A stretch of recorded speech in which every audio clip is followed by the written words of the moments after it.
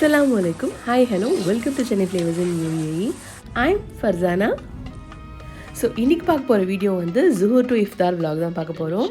ரொம்பவே இன்ட்ரெஸ்டிங்காக இருக்கும் அப்படின்னு நம்புகிறேன். எல்லாமே கேப்சர் பண்ணியிருக்கேன். எனக்கு நடக்கிற ஒரு ரொட்டீன் டே எப்படி இருக்கும் அப்படின்றத கேப்சர் பண்ணியிருக்கேன்.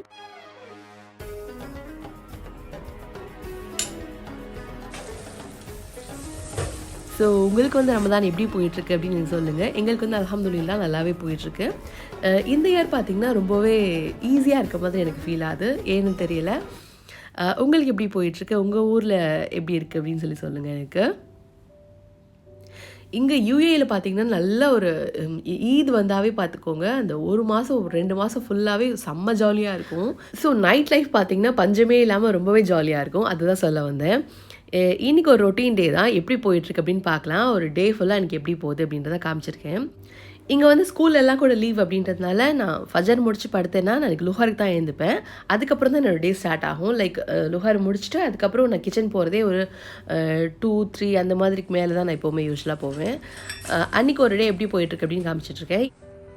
போனோடனே பார்த்திங்கன்னா எனக்கு குக் பண்ணுற வேலை எதுவுமே இருக்காது இல்லையா. ஸோ அதனால் என்ன பண்ணுவேன் அப்படின்னு பார்த்திங்கன்னா இருக்கிற சின்ன சின்ன க்ளீனிங் ஒர்க்கெல்லாம் ஃபஸ்ட்டு பண்ணிடுறேன். இப்போ ரமதானில் வந்து எனக்கு ரொட்டீன் கொஞ்சம் சேஞ்ச் ஆகிருக்கு அப்படின்னு நினைக்கிறேன். ஸோ அங்கே இருக்கிற லைக் சின்ன சின்ன க்ளீனிங் ஒர்க்கு, சின்ன சின்ன பாக்ஸ் அரேஞ்ச் பண்ணுறது, அப்புறம் ஏதாச்சும் வேறு ஏதாவது ப்ரீ பிளான் பண்ணுற மாதிரி ஏதாவது இருந்ததுன்னா அதை பண்ணிகிட்டு இருப்பேன். ஸோ அப்படி ஒரு டே தான் இது. என்னென்னு பார்த்தீங்கன்னா இந்த ஆயில் கண்டெய்னர்ஸ்லாம் கொஞ்சம் ஆயிலெல்லாம் காலியாக ஆரம்பிச்சிச்சு. நெக்ஸ்ட்டு கொஞ்சம் க்ளீனிங்கும் தேவைப்படுது. வீக்லி ஒன்ஸ் வந்து நான் க்ளீன் பண்ணுவேன், ஆயில் ரீஃபில் பண்ணுவேன். அந்த மாதிரி தான் நான் யூஸ்வலாக பண்ணுவேன். எனக்கு அது பர்ஃபெக்டாக இருக்கும். இந்த oil spray and oil brush வாங்கி வச்சுருக்கேன். அது எனக்கு ரொம்பவே யூஸ்ஃபுல்லாக இருக்குது தோசை பண்ணுறதுக்கு. அப்புறம் லைக் ஏதாவது பொரியல் பண்ணணும், கொஞ்சமாக ஆயில் தேவை அப்படின்னா இதெல்லாம் எனக்கு ரொம்பவே ஹெல்ப்ஃபுல்லாக இருக்கும். இங்கே வந்து நான் லோக்கல் ஸ்டோரில் தான் இது வாங்கினேன். இது வந்து க்ளீன் பண்ணுறது வந்து கொஞ்சம் கஷ்டமாக இருக்கும். ஏன்னா உள்ளெல்லாம் அந்த இது ஃபுல்லாக போய் ஆயில் அப்படியே கலெக்ட் ஆகிட்டு நின்றுக்கும். ஸோ அதனால் டிஷ்யூ வச்சு தொடச்சி எடுக்கிறது வந்து ரொம்பவே பெட்டராக ஃபீல் பண்ணுவேன். அதுதான் பண்ணிகிட்ருக்கேன். நல்லா சோப் போட்டு வாஷ் பண்ணி முடிச்சதுக்கப்புறமா ஜஸ்ட் வந்து டிஷ்யூ வச்சு நல்லா உள்ளெல்லாம் தொடச்சி எடுத்துக்கிறேன். அப்புறம் வந்து நான் முதல் நாளில் வந்து நான் இங்கே பக்கத்தில் சூப்பர் மார்க்கெட் போயிருந்தேன். அங்கே வந்து எனக்கு நல்ல ஃப்ரெஷ்ஷான மட்டன் போட்டி கிடச்சிது. நம்ம ஊர்லலாம் பாருங்கள் எவ்வளோ வேலை இருக்கும் இல்லையா. எங்கள் அம்மாலாம் வாங்கிட்டு வந்தாங்கன்னா அது கூடவே ஒரு 2-3 ஹார்ஸ் வரைக்கும் உட்காந்துருப்பாங்க. அந்தளவுக்கு ஃபுல் அண்ட் ஃபுல் க்ளீன் பண்ணுறதெல்லாம் இருக்கும். இங்கெல்லாம் பார்த்திங்கன்னா இந்த மாதிரியே கிடைக்கும். நம்ம கட் பண்ணி கொடுங்கன்னு கேட்டால் கூட அவங்களே கட் பண்ணி கொடுத்துருவாங்க. ஸோ நமக்கு எந்த வேலையுமே இருக்காது. பட் இங்கே பார்த்திங்கன்னா ஃபுல்லாகவே ப்யூர் ஒயிட்டாக இருக்கும். எல்லாமே பீல் பண்ணி பர்ஃபெக்டாக வச்சுருப்பாங்க. நம்ம ஊரில் அந்த ஃபேட்டெல்லாம் இருக்கும் இல்லையா, அதெல்லாம் இங்கே இருக்காது. ஜஸ்ட் இந்த மாதிரி டர்க்கி டவல் கட் பண்ண மாதிரி சின்ன சின்ன பீசஸாக கொடுப்பாங்க. ஸோ அதுதான். பீஃபோட போட்டி வந்து நான் வாங்கவே மாட்டேன், நல்லாவே இருக்காது. நான் இங்கே வந்து போட்டி வாங்கினதே ரொம்ப கம்மியான டைமில் தான் வாங்கியிருக்கேன். பட் இங்கே வாங்கி ட்ரை பண்ணி பார்க்கலாம் அப்படின்னு எனக்கு ஃபீல் ஆச்சு. ஏன்னா மித்த இடத்துல ஆஸ்திரேலியன் லேம்போட தான் கிடைக்கும். இங்கே வந்து நான் இந்தியனோடது கிடச்சிது எனக்கு பக்கத்தில். ஸோ அதனால் வாங்கியிருக்கேன். இப்போ வந்து அது என்ன பண்ணிகிட்ருக்கேன் அப்படின்னா நல்லா வாஷ் பண்ணி எடுத்துகிட்டு 2-3 தடவை நல்லா வாஷ் பண்ணி எடுத்துடுங்க. அதுக்கப்புறம் 2 தடவை வந்து மஞ்சள் தூள் போட்டு நான் அதை திருப்பி கழுவி எடுப்பேன். இப்போது நான் வந்து என்னோடய 1 பாட்லேயே போட்டு நான் அதை குக் பண்ண போகிறேன். ஏன்னா ரொம்ப நேரம் வேகிறதுக்கு தேவை அப்படின்றதுனால.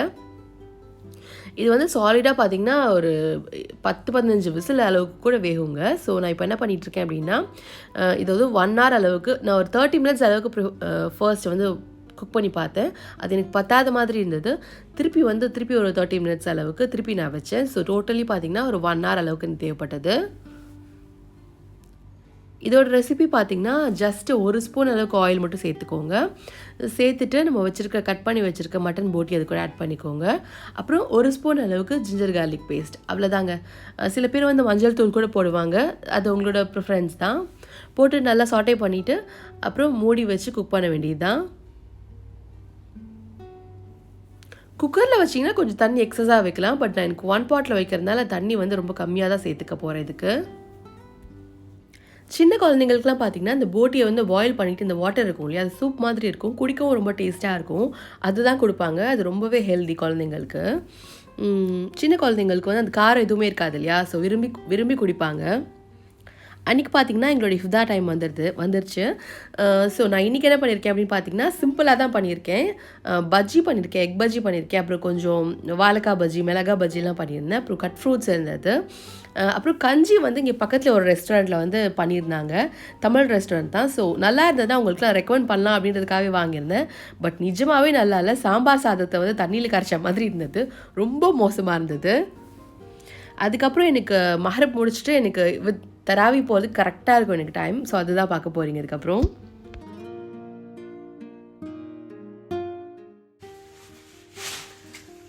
மம்மி எங்கே போகிற சொல்லு? வாக்கிங் பண்ணு மம்மி. மம்மி தொழு பண்ணு. முடிச்சுட்டு வாக்கிங் போவேன்.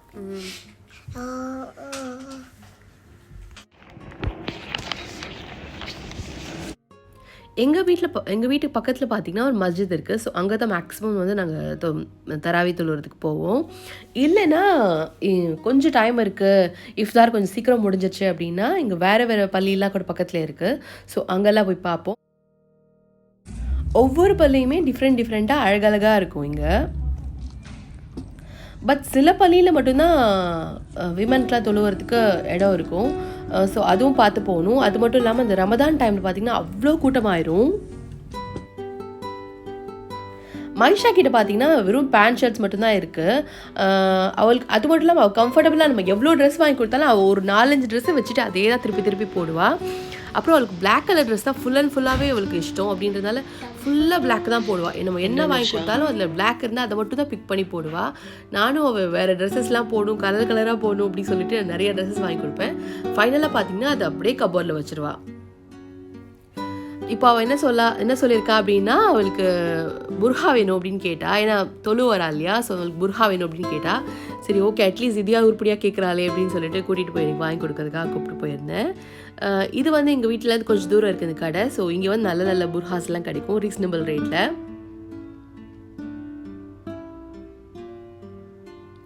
இப்போல்லாம் பார்த்தீங்கன்னா இது மாதிரி அவள் போட்டிருக்க மாதிரி ட்ரெஸ்ஸஸ் தான் வந்து இங்கே ட்ரெண்டியாக போயிட்டுருக்கு. இந்த மாதிரி ஒர்க்கெல்லாம் வச்சு இந்த லைக் என்ன சொல்கிறது, இந்த க்ளோஷர் இடத்துல வருது இல்லையா, அந்த பட்டன் க்ளோஷர் இடத்துல.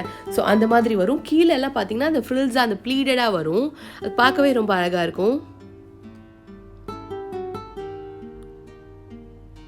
யூஸ்வலாக நான் எடுத்து கொடுக்குறது வந்து மேக்ஸிமம் வந்து போட மாட்டா. சமயத்தில் அவள் அக்செப்ட் பண்ணுவாள். பட் இன்றைக்கி என்னவோ தெரியல, அதிசயமாக ஒத்துக்கிட்டா.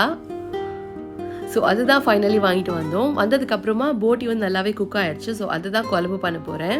இன்றைக்கி வந்து சிம்பிளான ஒரு சுகூர் மீல் தான் பண்ண போகிறேன். அதுக்கு வந்து ஹோல் ஸ்பைசஸ் எடுத்து வச்சுக்க போகிறேன் இந்த குழம்பு வந்து தாளிக்கிறதுக்காக. 2 இதுக்கு வந்து நிறைய கரம் மசாலா பவுடர் போட்டால் நல்லா இருக்கும். ஏன்னா அந்த ஸ்டிங்கி ஸ்மெல் எதுவுமே வராது அப்படின்றதால. உங்களுக்கு பார்த்தாவே தெரியும். 2 பே லீஃப் எடுத்து வச்சுருக்கேன், சினமன் ஸ்டிக் 2 எடுத்து வச்சுருக்கேன், கொஞ்சமாக கிராம்பு, ஏலக்காய், அப்புறம் கொஞ்சம் கல்பாசி, அப்புறம் ஸ்டார் அனீஸ் ஒன்று எடுத்து வச்சுருக்கேன். இது வந்து நல்லெண்ணெய்லையோ இல்லை கடல் எண்ணெய்லையோ இல்லை தேங்காய் எண்ணெய்லையோ தாளிச்சா நல்லாயிருக்கும். சன்ஃப்ளவர் ஆயில் வந்து அவாய்ட் பண்ணிக்கோங்க இதுக்கு. அது கூட ஒரு 2 பெரிய சைஸ் ஆனியனை வந்து ஃபைனாக சாப் பண்ணி வச்சுருக்கேன். அதையும் இது கூட ஆட் பண்ணிக்கிறேன். நம்ம போட்டிருக்க வெங்காயம் வந்து நல்லா ஒரு டிரான்ஸ்பரண்ட்டாக சேஞ்ச் ஆகும். அந்த அளவுக்கு நல்லா வதக்கிக்கோங்க. இப்போ பார்த்தீங்கன்னா இது கூட வந்து நான் ஜிஞ்சர் கார்லிக் பேஸ்ட் ஆட் பண்ணிகிட்ருக்கேன். இது ஃப்ரெஷ்ஷாக கிரைண்ட் பண்ணது அப்படின்னா நான் கொஞ்சம் கம்மியாக சேர்த்துக்குவேன். இப்போ வந்து 1.5 ஸ்பூன் அளவுக்கு நான் சேர்த்துருக்கேன். ஏன்னா என்னோடய போட்டி வந்து சின்ன சைஸில் தான் வாங்கியிருந்தேன். அது கூடவே பார்த்தீங்கன்னா 1 கப் அளவுக்கு தக்காளி சேர்த்துக்கிறேன். இது எவ்வளோன்னு பார்த்தீங்கன்னா ஒரு 2 மீடியம் சைஸ் தக்காளி இருக்கும். அதை கட் பண்ணி வச்சுருக்கேன். அதையும் இது கூட சேர்த்துட்டு நல்லா மூடி வச்சு குக் பண்ணுங்கள். மூடி வச்சு குக் பண்ணும்போது ஈஸியாகவே தக்காளியெல்லாம் நல்லா மேஷ் ஆயிரும். இப்போது 1 ஸ்பூன் அளவுக்கு மிளகாய் தூள், அப்புறம் 1/2 ஸ்பூன் அளவுக்கு மஞ்சள் தூள், அப்புறம் ஒரு 2 ஸ்பூன் அளவுக்கு குழம்பு பவுடர் போட்டுக்கிறேன். எங்கள் அம்மா அரைச்சி கொடுக்குற இந்த மசாலா பவுடர் தான் நான் மேக்ஸிமம் எல்லா குழம்புக்குமே போடுவேன். இதை போட்டுட்டு நல்லா தண்ணியில் கரைச்சி எடுத்துக்கோங்க. இந்த மாதிரி நல்லா லிக்விடாக இருக்கணும். இந்த மாதிரி இருக்கணும். இந்த குழம்புக்கு வந்து தண்ணியில் கரைச்சி ஆட் பண்ணும்போது டேஸ்ட் நல்லா இருக்க மாதிரி எனக்கு ஃபீல் ஆகும். ஸோ இப்போ பாருங்கள், தக்காளி நல்லா மேஷ் ஆகிடுச்சு. இப்போ நமக்கு தண்ணியில் கரைச்சி வச்சுருக்கோம் இல்லையா மசாலா, அதையும் இது கூட ஆட் பண்ணிக்கலாம். போட்டுட்டு நல்லா அந்த எண்ணெயிலே நல்லா கலந்துக்கோங்க. அது எண்ணெய் வந்து நல்லா மேலே பிரிஞ்சு வந்து ஒரு இந்த மாதிரி கொதிக்கும். ஒரு 1 or 2 மினிட்ஸ்லேயே இதெல்லாம் நடக்க ஆரம்பிச்சிடும். ஸோ அந்த ஸ்டேஜில் வந்து கத்திரிக்காய் வந்து இதுக்கு நிறையா போட்டால் ரொம்ப டேஸ்டியாக இருக்கும். நான் பேசிக்காக பார்த்திங்கன்னா கத்திரிக்காய் தான் நிறைய சாப்பிடுவேனே இதில். இந்த போட்டியில் இருக்க ஃபேட்டெல்லாம் இந்த கத்திரிக்காயில் அப்படியே இன்ஃப்யூஸ் ஆகி அது ரொம்ப ஜூஸியாக இருக்கும். நான் ஆல்மோஸ்ட் லைக் பார்த்திங்கன்னா ஒரு 400லேருந்து 500 கிராம்ஸ் ஆஃப் கத்திரிக்காயில் ஆட் பண்ணியிருக்கேன்.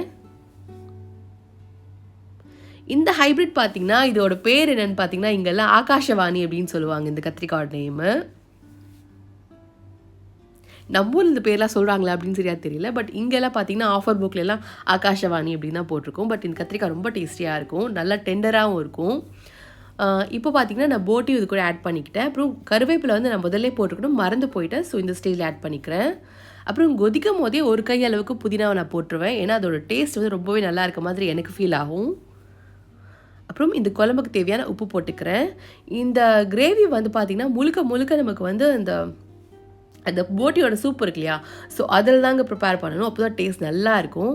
இப்போது நல்லா கொதிச்சு வரும்போது கத்திரிக்காயில் ஆல்மோஸ்ட் வெந்த ஸ்டேஜில் ஒரு டீஸ்பூன் அளவுக்கு சோம்பு பவுடர், அப்புறம் 1 டீஸ்பூன் அளவுக்கு கரம் மசாலா பவுடர், அப்புறம் ஒரு 4 ஸ்பூன் அளவுக்கு தேங்காய் பால் சேர்த்துக்கிறேன். அவ்வளோதான். தேங்காய் பால் வந்து ஆப்ஷனல், சேர்த்தா சேர்க்கலாம், இல்லைன்னா வேண்டாம். பட் சேர்க்கும் போது டேஸ்ட் வந்து கொஞ்சம் நல்லா இருக்க மாதிரி எனக்கு ஃபீல் ஆகும். ஸோ இது போட்டு பாருங்கள், குழம்பு நல்லா கொதிச்சிட்ருக்கா, ரொம்பவே டேஸ்டியாக இருக்கும். ட்ரை பண்ணி பாருங்கள்.